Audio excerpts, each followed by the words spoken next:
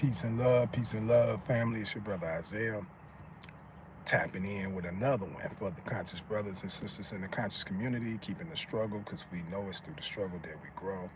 Also, I like to say that it is, in fact, a slow process for progress, and that the race is not to the swift, it's to those that remain dutiful. So make sure you stay in this for the long haul. Y'all already know my videos, they would never constitute legal advice. I'm not a legal counsel, I'm not an attorney or any of those type of titles. I'm just your brother sharing with you education, information about my walks and travels throughout my journey called life. And I like to extend all these honors to you. Because when you're honoring man and you're honoring woman, you're honoring yourself. Let me give adoration and acknowledgement to Allah, the head, the temple of my life, and extend that same love, courtesy, and acknowledgement to all of his messengers and prophets. Peace to all of you, beloved brothers and sisters, and grand rising to the indigenous people of the Americas. How y'all doing today? Myself, I'm blessed. I'm taking everything in stages, and degrees.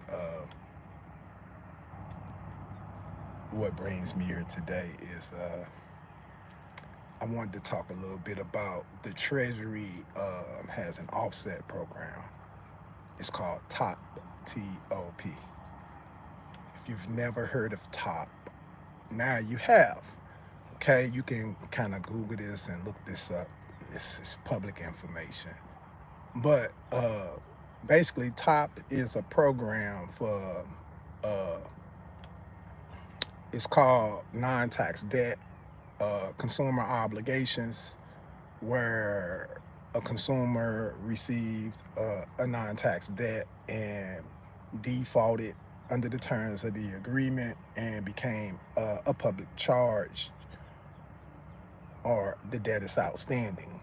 Um, the Treasury offers a program to lenders that allow consumers to offset their debts, their obligations against the United States, in order to settle or to basically pay off an agreement.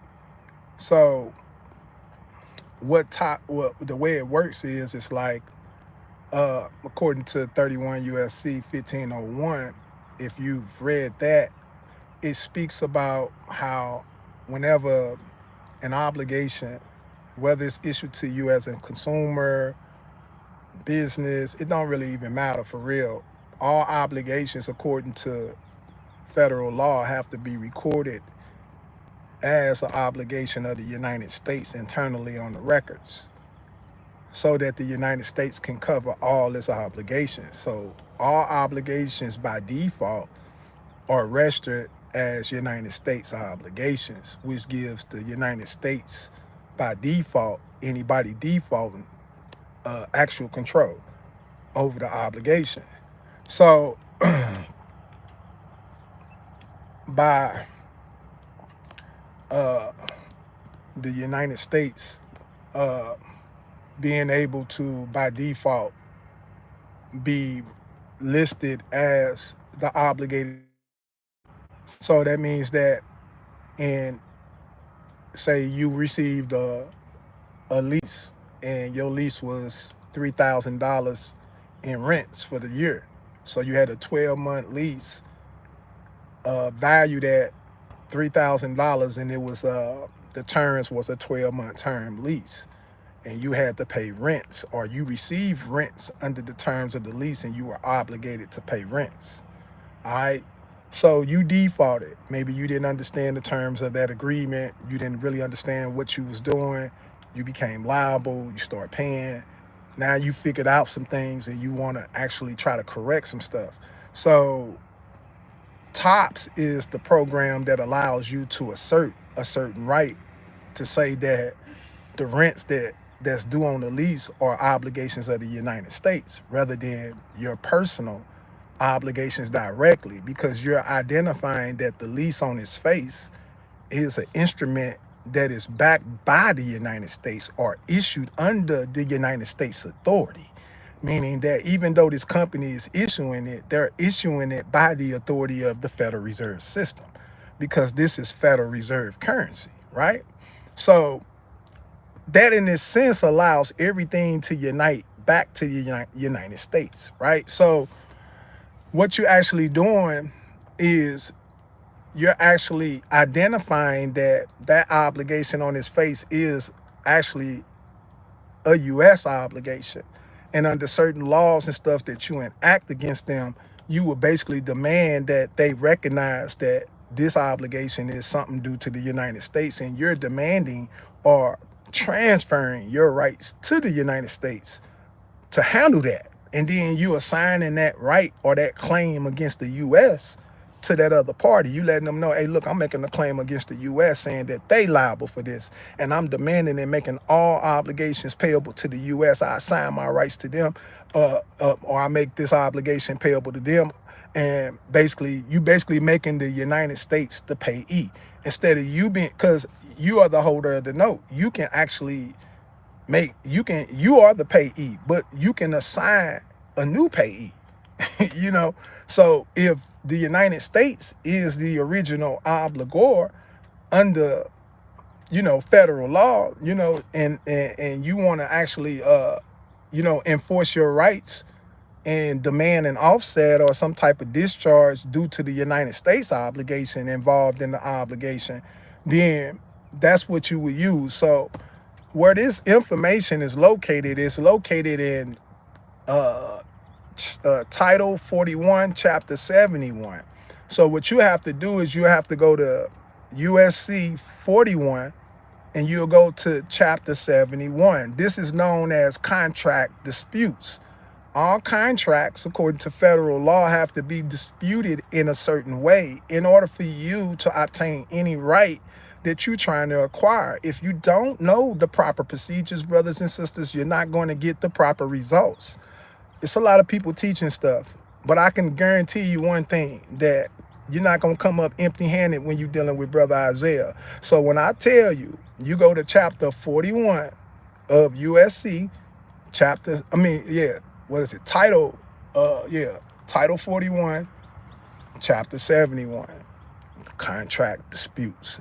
Because that's what you're trying to do, right? You're trying to dispute a contract, an agreement. All agreements become contract by way of performance, meaning it starts off as an agreement, but over a period of time of performing, it becomes a contract. You see what I'm saying? And have you ever disputed a contract or say, show me an agreement, show me proof we got a contract? Maybe it's a debt collector and you never signed no contract with him, but he send you a copy of an invoice and you be like, why you send me this an invoice? Because you've been paying these invoices for the last 7 months with us. You paid us for the last 7 months. Now you want to say we don't have a contract. So when you ask for the contract, they send you the instrument that gave them the authority over you, which was the invoice. When you start paying and enter into an agreement with them. So when you ask for the contract, they sending you their contract. That was their contract. Because before that, they never had no contract. They were trying to enter into a contract with you by demanding or saying you owe an amount or something like that. But you got to understand how the game go. But I just want you to understand. So in Chapter 41, USC 41, Chapter 71, it will actually explain to you in detail. You got to really take your time and read through it. Click on all the hyperlinks. Make sure you fully comprehending what it's talking about. And it's going to explain to you how disputes are handled, especially pertaining to the United States. If you're trying to make a claim against the United States, it's a specific way that you have to make your claim, and you have to know how to handle your claim and who you're supposed to be handling this claim with. So when you go into contract disputes, it's going to explain everything to you in detail. It's going to explain to you, see, you are the agent or the principal of the contractor, and the contracting officer is the one that's representing the United States on that contract with you. So United States got representatives that's representing it, or agents that work on its behalf in contracts and agreements that offer services to consumers. But when you're purchasing these services from these companies, a lot of these companies you're purchasing from are United States agents offering United States products to consumers on a deferred payment basis. And a lot of consumers are unaware, and we're unaware that we're in federal territories. All right, meaning all these lands that used to be what we call republics, that we once said that was the land that has been occupied by the United States under the war powers. They've occupied all the land. Everything is under eminent domain. Everything is considered as federal jurisdiction. That's why everywhere you go, when you look in a lot of these libraries, all these different places, they got the American flag with the gold fringe. All right, you in federal territory. All right, there's a federal claim on the land. You understand that you in federal districts. All these companies are federal agents working on behalf of the federal government, and all obligations are federal. All contracts are federal. Like, for real talk, this is real stuff. It's a lot of stuff that a lot of people don't even know. They lack the understanding of the federal acquisition of the United States and its territories. And once you start learning some of this stuff that I'm talking about, it's going to change your life forever, in the way that you see contracts, in the way that you approach contracts, in the way that you do things in a reference to your legal obligations. It's a lot of people faking like they know, but they don't really know what they say they know. But it's good for health, because it helps expose a lot of information for people to research. So it still serves a good purpose. But find yourself with somebody that knows what they're talking about, that can teach and guide you correctly. If you want to gain more knowledge, if you want to gain more substance, you want to learn more about this legal system, then you need to sign up with Building Better Minds, because that's what we are all about, building better minds. In order to be a better person, you have to be a better mind. In order to do better things, you have to have a better mind. To get better results, you got to have a better way of thinking. So if that's what you want, then make sure that you become a member when that time comes, and you join in to Building Better Minds, so that you can learn and build the type of mind and structure for you and your family that you deserve. Because we all deserve a right way of knowing things, especially if we've been lied and cheated to and deceived and manipulated by the same people we entrusted. So I just wanted to say that, man. I hope that you really liked the video. Make sure you go check out the top program. Make sure you really study chapter 41, title 41, chapter 71 of contract disputes. Read it in its entirety, please, because if you really want to learn, you got to start learning how to be patient with yourself. Learn how to sit down and read. Learn how to sit down and analyze, break down words. Stop being lazy. You know, nothing comes to a sleeper but a dream. You've been dreaming and chasing this dream forever. It's time to wake up, man. It's time to smell the coffee and know that you've been lied to, you've been deceived, you've been hoodwinked, you've been hit upside the head, you've been led astray. And 90% of what we know to be true is false. And that's factual.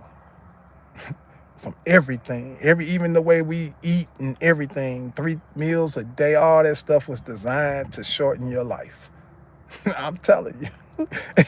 Everything they do it for a purpose, because in order to have control, in order to, manage, if everybody was living in forever and ever, and it wouldn't be, you see, so they have to have a way to control things. So to be able to prescribe the certain amount of poison to be put in every food product in order to shorten the lifespan. This is and mark my word, this is just for educational purposes. I'm not, this is just my understanding of things and how I see it. Okay. If I was a clever individual and I wanted to control everything, and I wanted to shorten the lifespans of the humans and things like that, I would prescribe that we legalize that we can put a certain amount of drugs or a certain amount of poison in certain food products, drinks, beverages, everything. And this will guarantee us a guaranteed rate that each human being will only live to a specific age bracket. Nobody could ever, you may get a couple of that can live this long, but nobody would never live out this. See, this is like when you are brilliant, and then we control everything for the simple fact we induce you and bring you into a world where you are taught things in a way that you believe that this is how life goes. So you taught to go to the mall to buy your food, and you're taught to, nobody ever taught you that so you can grow your own crops, or you can you're not being taught this type of stuff unless you're born in a certain family and you live in a certain area or something like that.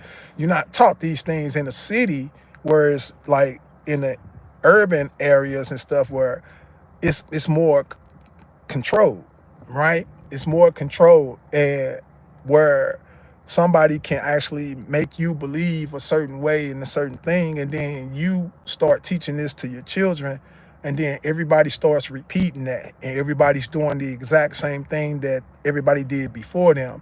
Now, they told us that insanity was to do the same thing and expect a different result.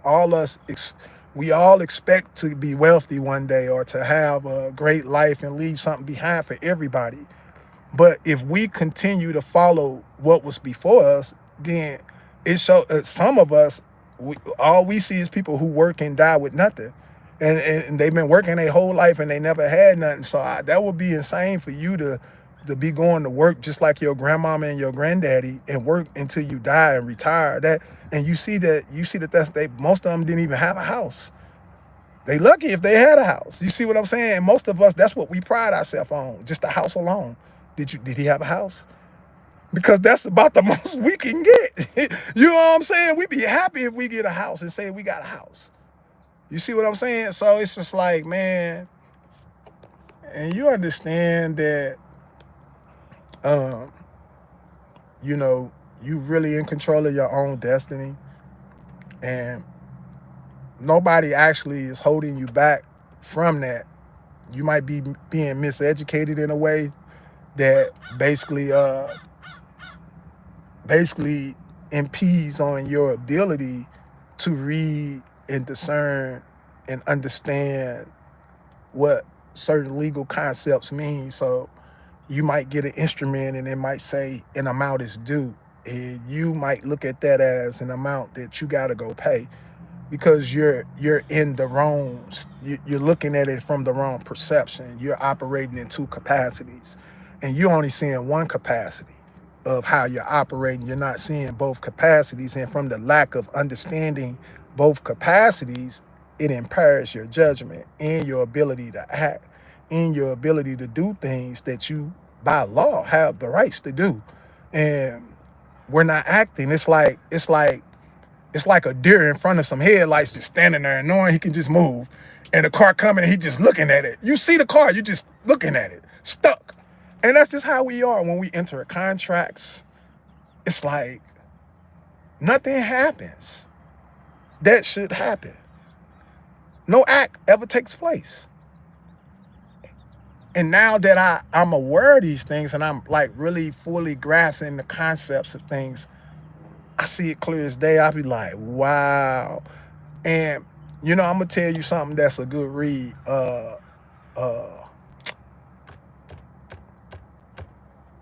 The Canon laws. The Catholic canon laws you need to read them. All right, because they apply to the United States too, because it said, when you read, it says these laws apply to the United States, such, and these are like, when I first started, this is really what helped me understand, like, this is really what broadened my understanding. When I started reading the canon laws took me to a whole nother level, because the canon laws deal more with intent, like your intent to do something, like if you were to sign or you were to write something or say a certain thing, or And it kind of show you how your actions bound you to specific obligations. It didn't necessarily meaning like usually when the debtor has to pay an obligation, say your estate is your estate and you're personally representing your estate while you're alive as the grantor or the personal representative of that estate. And say you enter into an agreement under your legal name, you're acting as your estate. So your estate gets approved for a loan and you are the personal representative who signs, right? The only way the estate can get approved for the loan, you got to approve it because you are the operator of the estate. So when the trustee issues the loan, the representative approves it. Now the estate has the rights to the loan. Now the trustee or the personal representative who is acting under that estate using that legal name can now do an act for himself for his own benefit against the estate. But lack of awareness, lack of knowing, lack of us not understanding, they say, well, what do you mean estate, Brother Isaiah? Well, from Brother Isaiah's understanding, an estate is a legal interest that you have in all of your property. So when you think of your estate, you think of a place where all your interest is at. So it ain't actually something that you can actually really hold, but it's actually a place that we all know that exists. And I know that all my accounts are there. I know that all my interest is there. And at any given time, I can draw upon that estate for any interest I need from it to use it for my benefit, not just when I die, but while I'm living. You see what I'm saying? And because we fail to acknowledge those things, like certain things, like we talk about it, but when you say your estate, what do you want to pay something, you want to draw it on your estate, I've actually done some things like your estate is what you should deliver to the courts. If the courts is in, you're in a legal proceeding and you're under a legal obligation, that's your estate. Meaning all your interest is involved in that case. So if you understand the estate, you can deliver it, because you are the person who represents it. And you legally have the rights to deliver any interest in your estate that you hold. And nobody can tell you no. You over 18 years of age. Who can tell you can't? Nobody can, because we legally have the rights to, but we're incompetent. Okay? A lot of us we haven't matured yet. Not into the sense in where we need to be mentally or spiritually to where we can actually acquire wealth or do the things that we desire for ourselves. Wealth is not something you work for. Wealth is something you acquire by knowledge, wisdom, and information that produces products and things that you desire. We're doing things backwards, and we're some of the most creative people in the world, and it doesn't even really make sense. And the more I think about it, the more I analyze it, I say we have an impairment of our thinking. Um, is it the food? I believe that 90% of it is the diet. I truly do believe that. I truly believe that this American diet is really affecting our thinking. Uh, I'm just being honest. And that's just my perspective. You can disagree or not, but this diet is really, if you're not designed to eat certain stuff and you're eating outside of your natural design, it's going to affect you, man. Whether you accept it or not, it's going to affect you. It's going to change things. And if I'm smart enough to know that, I know that your diet and mine is different, but I can maintain my diet and my thinking, and you can't maintain my type of diet and still think the way that you think. And so if I can convert you into a different way of lifestyle and make you believe that this is your lifestyle and you accept this way of being, it can change your whole outcome of everything. So just by the way you eat, because you are what you eat. So if you're eating things that are conducive to nothing, it produces nothing. You know, I just feel like, me honestly, it is like a point in your mind where you have like this, you have this moment where it's like, it's like a realization. it's almost like a overwhelming feeling hit you, like, and when you finally realize, and everything, it's almost like everything start coming back to you. You start remembering everything. You start looking at things different. Everything start looking different. You know how when Neo was in the Matrix, and he got to a certain point where he gained knowledge, and he started looking at, remember, he was looking at things different, and he was moving objects with his hand. He wasn't running from the police no more. He wasn't running from the agents no more. They was running from him now. They was trying to get the hell away. That's how I feel like that's where I'm at, like right now. You know what I'm saying? To the point to where when you get to a certain level of understanding, you get to a certain level of awareness to where you can hope things. You can, just by what you know, that's so powerful, so magnificent, uh, to the point to where, like, once you know, you know. And once they know you know, they know you know. You see what I'm saying? And that's where you want to actually get to. A lot of people say, well, how do I get my status? Status is something you born with. Nobody can take away your manhood or your womanhood unless you let them. You born with your status, and your status will supersede you everywhere you go. You will always be consciousness. Are you aware of yourself? You may not be. You might think but hey, look, there's no labels on consciousness and your ability to do all things for your benefit, man, for real. Like, but it's a self-awareness, because when you don't understand that you are the spark, the light, the intelligence in the body, that what's got this body doing everything is you. You are that one that created the nose. You are the one that created the eyes. Everything that this person got, I gave it to it. I gave it to it. I'm the power. You get it? I'm that power. Somebody don't want me to know who I am. Somebody don't want me to realize and discover myself. It's a sleeping giant in Jonah, but they ain't want him to wake it up. See, when you start putting it together and you start realizing who you are, you'll realize why everything is centered around you. Man, listen. It's all right there in our face. You are the sole author of everything, of your own enterprise. What do you mean your enterprise? This is my enterprise right here. What you looking at? This my enterprise. I'll put this together. Everything you see on the screen, I'll put it together. I'm the architect. I'm the designer. Do you understand me now? Do you know who you talking to now?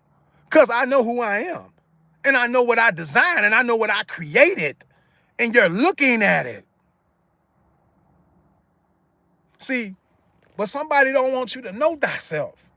They want you to look at a God other than self. They tell you to pray to God. Well, that'll be praying outside yourself. Because everything about you that you said that God created you, then if he left you, then you wouldn't be here. So if God created, that means God is still there. He's still in there. He ain't gone nowhere. You just forgot who he was. You don't know who he is. You scared to say it's you. Just be saying, just go on say it. Go on say it. Just say it. You afraid to say you a God. Just say it. Say it. Say, I'm afraid, Brother Isaiah, to say I made my body. I'm afraid to say the lungs, the ligaments, and the bones were all created by me. Say it. Just go on, just say it. Say you're afraid to say that you are the author of that. That this is your property. That this belongs to you. Oh, you still think you are your person. Well, that's a great sin against God. God said that you are not flesh. So you're you're wrong again. You're not the body. So who the hell are you? Yeah, I'm talking to you. Who are you? Yeah, tell me who you is, because I'm still trying to figure it out, because I see flesh and blood before me. But that's not you, so who the hell are you? See, now it should start making sense. So when you talking about agent, principal, and the agent and all this controlling, do you really understand what you're talking about? Do you know who the agent and principal really is? You see what I'm saying? Maybe if you understood thyself, you can understand a commercial transaction. See, but if you lack the understanding of yourself, the greatest knowledge that one can possess is the knowledge of self. It supersedes all other knowledges. So if you lack the first priority, which is to know thyself, you ain't gonna know nothing else because you lack the understanding. You ain't gonna be able to understand an agent, a principle, or nothing because you don't even understand thyself first. All right? The essence of everything starts with self. Everything starts here first, at home first. So the first discovery is to discover who you are, is to discover thyself, understand the flesh and the spiritual connection that you have with each other. When you say partners in relation, you know they say the agent and the principal, or an affiliate is one who's a partner with another. Well, you an affiliate of the flesh, ain't you? Ain't you in a partnership with the flesh? Ain't y'all connected? Ain't y'all in a Sesta KV trust? Ain't the spirit in the flesh in a trust? Say I'm lying. Say the spirit in the flesh is not in a Sesta KV trust. And the flesh is not the real person. The real person is the spirit in the flesh. But the spirit is unidentified. It has to express its identity, which makes the flesh a representative, not the real person. Stop playing with me. See what I'm saying? So when you walking around in the streets, you're not the real person. That's the representative of who? Of the spirit man, of the real self, of the principle, of the consciousness, of the true self. Facts. Facts. I couldn't know who you are by looking at your body. That's not true self. That's your trust. That's why nobody, if you didn't say a word, they say, what they say? Anything you say or do can and will be used against you in the court of law. Then they say you have the right to what? Remain silent. It's going to start making sense to you in a minute. Boy, I'm trying to tell you, boy, I'm telling you, I'm cooking up something right now for you. You hear me? I'm cooking it up for you. I'm stirring the pot up for you. But eventually, it's going to all start resonating, man. It's got to, but a lot of y'all, the reason why it's so hard for you to catch it, your diets. You putting the wrong foods into the world. You got to change the way you eat. You got to change all of that.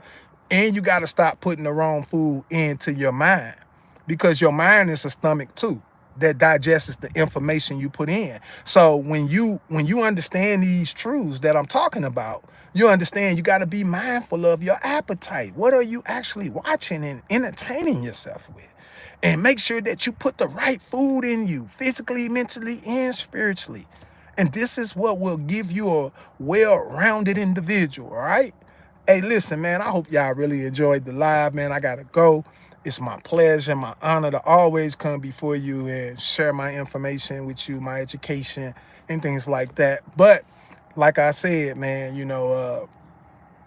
the best time to do things is now. So while you still have air in your lungs and you're able to move and you still got all your things functioning for you, take advantage of your opportunity to educate yourself, to learn more about this legal system that we live in, and to grow in knowledge, wisdom, and understanding. Tap in with me at Building Better Minds. It's your brother Isaiah signing out. Peace and love. I'll catch y'all in the next one. I'm out of here.